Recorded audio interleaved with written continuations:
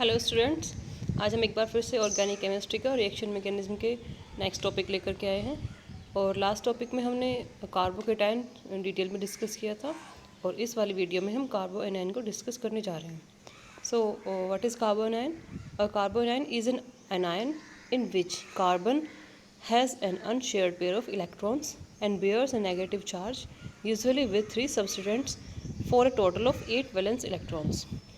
Means हम सब ने पढ़ाई होगी जिस पर नेगेटिव चार्ज होता है वो क्या होते हैं? कार्बो एनायन। यानी एनायंस नेगेटिवली चार्ज होते हैं और कैटायंस पॉजिटिवली चार्ज। और जब ये नेगेटिव या पॉजिटिव चार्ज कार्बन पे होता है तो वही क्या कहलाते हैं? कार्बोकेटाइन या कार्बो एनायन। तो यानी जब कोई कार्बन नेगेटिव चार्ज बेयर करेगा तो हम उसको बोलेंगे carbo anion. Stable carbo anions do however exist although in most cases they are reactive. क्योंकि ये बहुत ज़्यादा रिएक्टिव होते हैं इसलिए इनमें स्टेबिलिटी काफ़ी कम पाई जाती है। लेकिन फिर भी कुछ स्टेबल कार्बोएनायंस मिलते हैं लेकिन वो काफ़ी कम होते हैं और उनका एग्जिस्टेंस काफ़ी कम रहता है, इसलिए उनको कंसिडर ही नहीं किया जाता। ये एक साइंटिस्ट थे ओल्मस्टीड, जिन्होंने बताया था, ये रिएक्शन दी थी। इसके बाद आता है the generation and fate of reactions carbon ions. A group attach to carbon leaves without its electron pair. यानी जब कोई ऐसा ग्रुप जुड़ा हो कार्बन के साथ में जो बिना इलेक्ट्रॉन पेयर लिए ही उस कार्बन को छोड़ दे, यानी इलेक्ट्रॉन्स किसके पास रह जाए? कार्बन के पास। और जब कार्बन के पास इलेक्ट्रॉन रहेंगे तो अल्टीमेटली उसके ऊपर नेगेटिव चार्ज आएगा। A negative ion adds to a carbon carbon double और ट्रिपल बॉन्ड। दो तरीके होते हैं ना इसके बनने के। जैसे एक में तो अगर कोई इलेक्ट्रोपॉजिटिव ग्रुप बिना इलेक्ट्रॉन्स लिए उसको लीव कर देता है तो भी फॉर्म होता है कार्बोएनाइन। और दूसरे, जब कार्बन कार्बन डबल या ट्रिपल बॉन्ड हो उसमें कोई नेगेटिव आयन ऐड हो जाए, जैसे कि हम रिएक्शन में देख सकते हैं। इसमें कार्बोएनाइंस फॉर्म हो रहे हैं RH। इसमें से H जो है हाइड्रोनियम आयन अलग हो जा रहा है पॉजिटिव चार्ज लेकर, और R पे क्या आ रहा है? Negative charge. उसके बाद RCOO, अगर नेगेटिव में अगर हम देखें तो इसमें CO2 अलग हो रही है और R के ऊपर नेगेटिव चार्ज आ रहा है। तो इस तरह से कार्बोएनाइन का फॉर्मेशन होता है। इसके बाद strongly reduced metals like Na और Li और Mg can convert alkyl halide to alkyl sodium और एल्काइल लिथियम और ग्रिग्नार्ड रिएजेंट।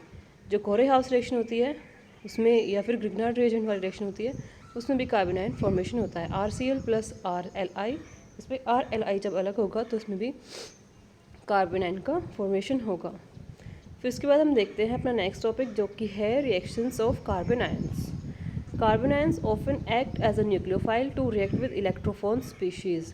क्योंकि कार्बन आयन पे हमने देखा है कि कार्बन पे नेगेटिव चार्ज आता है तो इसलिए वह किसकी तरह से बिहेव करेगा? न्यूक्लियोफाइल की तरह से।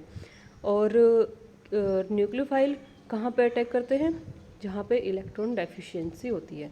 क्योंकि इनके पास खुद से इलेक्ट्रॉन पेयर प्रेजेंट होता है तो इसलिए इनको इलेक्ट्रॉन्स की रिक्वायरमेंट तो है नहीं, तो ये वहाँ पे अटैक करेंगे जहाँ पे इलेक्ट्रॉन्स की डेफिशिएंसी होगी, और इनके पास जो लॉन पेयर है वो ये वहाँ पे डोनेट करेंगे। नीचे जैसे आप रिएक्शंस में देख सकते हैं, तो इस तरह से कार्बोनाइन की रिएक्शंस होती है। नेक्स्ट आता है in rare cases the carbanions may undergo cationotropic one two shift to give rearranged products. For example, यानी कार्बोकेटाइंस की तरह से कार्बोनाइंस भी रीअरेंजमेंट रिएक्शन शो कर सकते हैं। जैसे इसमें फिनाइल ग्रुप का रीअरेंजमेंट हो रहा है। फिर इसके बाद आता है द कार्बोनाइंस में be oxidized to free radicals. यानी वो फ्री रेडिकल का फॉर्मेशन भी कर सकते हैं। उनके पास जो लोन पेयर था उसका एक इलेक्ट्रॉन ऑक्सीडाइज हो सकता है और वो फ्री रेडिकल बना सकते हैं, जैसे कि हम रिएक्शन में देख सकते हैं। नेक्स्ट हमारा टॉपिक आता है स्टेबिलिटी एंड स्ट्रक्चर। जो कार्बन आयंस की रिएक्शन है ये भी काफ़ी इंपॉर्टेंट है, आप सारे की सारी नोट करके इनको ध्यान से पढ़ेंगे। और अभी देखते हैं इनकी स्टेबिलिटी एंड स्ट्रक्चर। तो हमने कार्बोकेटाइन की लास्ट लेक्चर में कार्बोकेटाइन की जो स्टेबिलिटी देखी थी, इनकी स्टेबिलिटी उसकी जस्ट अपोजिट होती है। यानी the stability of the carbanion is directly related to the strength of the conjugate acid. यानी जितना ज़्यादा स्ट्रॉन्ग कॉन्जुगेट एसिड होगा उतना ही ज़्यादा स्टेबल क्या होगा? उनका कार्बोएनायन। The weaker is the acid the greater is the base strength and the lower is the stability of कार्बोएनायन। यानी अगर एसिड वीक होगा तो उसका बेस क्या होगा? स्ट्रॉन्ग होगा, और कार्बोएनायन की स्टेबिलिटी क्या होगी? लोअर, यानी कम। ये रिलेशन काफ़ी कॉम्प्लिकेटेड लग रहा है, लेकिन इसको हम एक बार ध्यान से समझेंगे तो ईजिली हमें समझ आ सकता है कि एसिड जितना वीक होगा उसका बेस उतना ही स्ट्रॉन्ग होगा और उसका कार्बन आयन भी क्या होगा, एसिड की तरह से वीक होगा। स्टेबलाइजेशन बाय सल्फर और फॉस्फोरस, यानी जो सल्फर के और फॉस्फोरस के जो एसिड्स होते हैं उनकी हम स्टेबलाइजेशन देख सकते हैं इस रिएक्शन में। इसके बाद नेक्स्ट आता है फील्ड इफेक्ट। तो जैसे कार्बोकेटाइंस की स्टेबिलिटी चेक करते हैं फील्ड इफेक्ट की तरह, फील्ड इफेक्ट से, ऐसे ही कार्बोएनायन की स्टेबिलिटी भी फील्ड इफेक्ट से हम एक्सप्लेन कर सकते हैं। Halides are more stable than the corresponding simple carbon ions. Carbon ions are stabilized by a field effect if there is any heteroatom, oxygen, nitrogen or sulfur, connected to the carbanionic carbon, provided that the heteroatom bears a positive charge in at least one important canonical form. यानी कि जो simple carbon ions होते हैं उनसे ज़्यादा stable कौन से होते हैं, हेलाइड्स वाले। और जो फील्ड इफेक्ट से, यानी जिनके साथ इलेक्ट्रोनेगेटिव एलिमेंट जैसे ऑक्सीजन हो, नाइट्रोजन या सल्फर जुड़ा होता है, तो वो हेटेरोएटम एक तरह से उनकी पॉजिटिव चार्ज को करता है, यानी वो उनकी जो रेजोनेटिंग स्ट्रक्चर्स बनती है उस तरह से उनको स्टेबलाइजेशन देता है। Relatively stable carbon ions with certain structural features. Conjugation of the unshared pair of electrons with an unsaturated bond. Carbon ions increase in stability with an increase in the amount of S character at the carbanionic carbon. यानी हम अगर इस तरह की structure की stability check करें जिसमें unsaturation है, यानी डबल, सिंगल, ट्रिपल बॉन्ड इस तरह से प्रेजेंट हैं, तो हम उनकी stability S character, percentage of S character के बेसिस पे देखेंगे। जितना ज़्यादा एस कैरेक्टर होगा उतना ही ज़्यादा कार्बन आयन स्टेबल होगा, और lesser the S character laser will be stability. और इसी तरह से कॉन्जुगेशन में भी अगर किसी भी स्ट्रक्चर की ज़्यादा से ज़्यादा कैनोनिकल स्ट्रक्चर्स बन रही है, यानी रेजोनेटिंग स्ट्रक्चर्स ज़्यादा बन रही है, मोर देन 1 या 2, 3 जितनी भी बन रही है, उतना ही ज़्यादा उसके अंदर स्टेबिलिटी आएगी। फिर नेक्स्ट आता है factors determining the stability and reactivity of a carbon ion. First, same carbocation की तरह ही इंडक्टिव इफेक्ट आएगा।